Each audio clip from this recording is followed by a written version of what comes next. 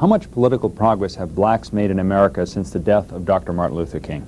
Well, in terms of elective offices, there's been significant political power, political progress. But very often, more often than not, that political power has not been translated into the things that blacks need, like better schools, more safer communities. You know, some of the cities in our country whose mayors and city councilmen are predominantly black, they're some of our cities with the major problems. Now, I personally don't think that political power in and of itself is a solution to the problems. Professor Ronald Walters, same question. How much progress? Well, I think we've made a lot of progress. The Voting Rights Act of 1965 was sort of a first stage, and with that, we started out 1,000 black elected officials. We now have about 6,651. So we've got a large number of black elected officials, mayors of many large cities and so forth. I think the challenge now is to try to leverage political power and economic power. And I think to that extent I would agree with Mr. Williams, that that's our next frontier. Professor, I remember being told in school the way you get something done is to get people elected, and then you get the voting power, and then you accomplish these things. Why hasn't that happened? Well, I don't buy that hypothesis. That is, if you look at Japanese Americans who, almost by any socioeconomic measure of socioeconomic success, they stand at the top of the pile in America. Japanese, they don't even have political power in areas where they're the most numerous, such as San Francisco. Or you find Jews in America. Jews, before they established themselves as political contenders, strong political contenders, they had a lot of economic power. Now, on the other hand, if you look at some of the white ethnics, namely the Irish established themselves politically in many of our cities. They ran the machines, but the Irish were the slowest rising among the ethnic groups. So I don't buy the proposition that in order to get economic power, a first-order condition is to get political power. It may be the reverse. So let's talk about economic progress. Professor? Well, I think the economic progress of blacks has been phenomenal. I would say progress in general among blacks. I think blacks are the only oppressed people in history that have accomplished so much over some of the highest barriers in such a short period of time.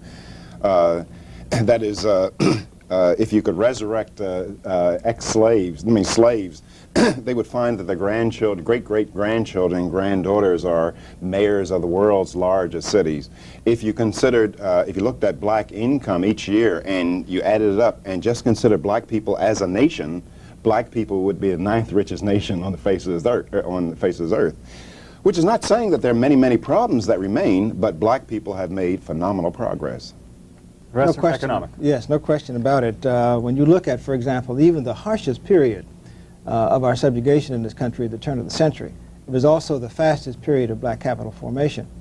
So from a people who W.E.B. Du Bois said a long time ago came into their citizenship naked and penniless, what we have today is a people who have pretty much by their own, the dint of their own sweat, have achieved a tremendous status in this country. Slavery and discrimination in America, that is history. Nothing can be done about it. And I believe in that sense he's right that we need not focus all of our energies on it.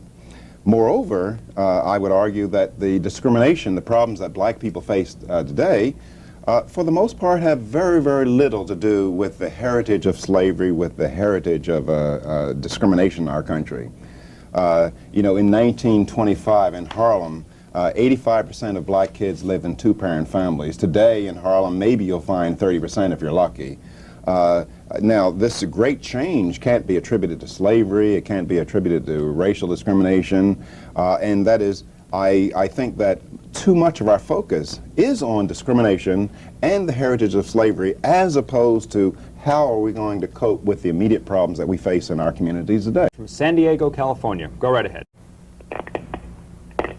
I'd like to say something that, you know, I'm a white person and I've about had it up to my earlobes with the slavery issue. I mean, my great-great-granddad wasn't around when slavery was going on.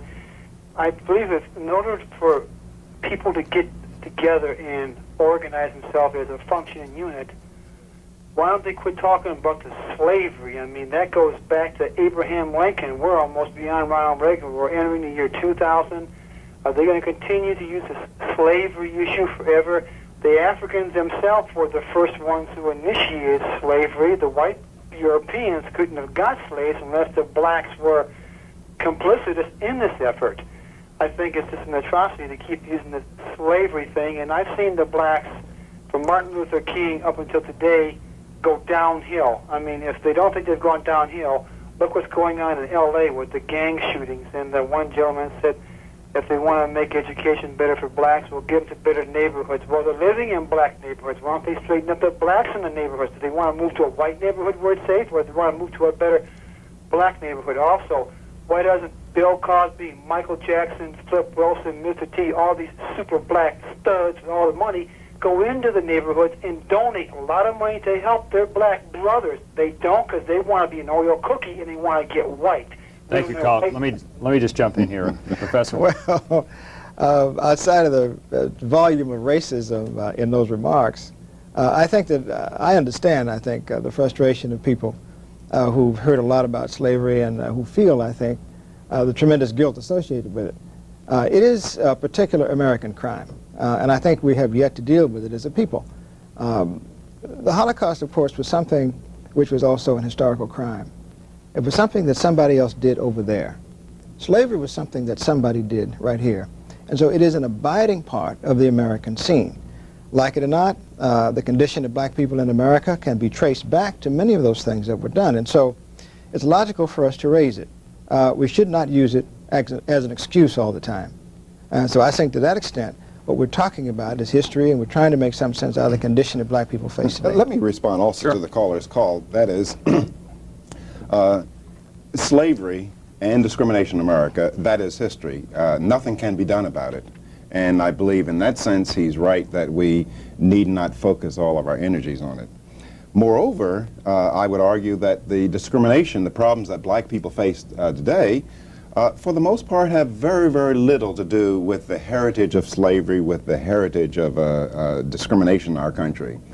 You know, in 1925 in Harlem, 85% of black kids lived in two-parent families. Today in Harlem, maybe you'll find 30% if you're lucky.